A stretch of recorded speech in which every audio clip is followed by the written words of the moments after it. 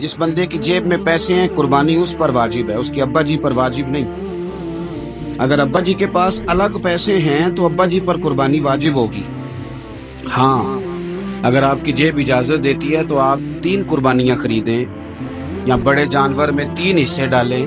तो अब आप 2 वालदैन की हो गई, 1 आपकी अपनी हो गई। लेकिन जब तक आप पर वाजिब कुर्बानी आप नहीं देते तब तक वालदैन की कुर्बानी देना दुरुस्त नहीं है, क्योंकि ये दीन में वाजिब है। जो नमाज आप पे फर्ज है वो आपने पढ़नी है, और जो अब्बा जी पे फर्ज है वो अब्बा जी ने पढ़नी है। इस मसले को भी जरूर ज़हन नशीन करें। उससे अगली बात जो और ज्यादा जरूरी है उसका जरूर ख्याल फरमाएं। हिस्से डाले जाते हैं कुर्बानी के हिस्से, तो 6 हिस्से हो गए, अब 7वां हिस्सा मिल नहीं रहा, तो एक तगड़े से बंदे के पास जाके मालदार से कहा कि चौधरी साहब हिस्सा डाल ले, एक हिस्सा कम है।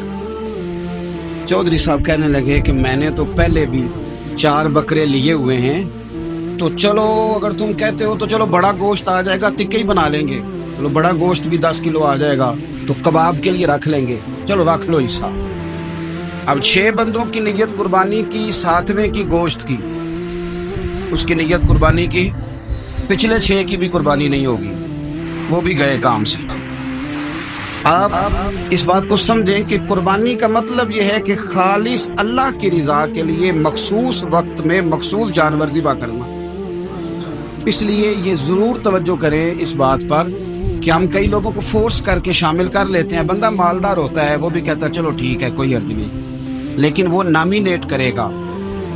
अगर उसने अपनी कुर्बानी रख लिया तो फिर वो बताएगा ये कुर्बानी किसकी है, वालदैन की है, किसकी है। तो कुर्बानी इस तरतीब से करें कि उसके सारे मसाइल से आगाही हासिल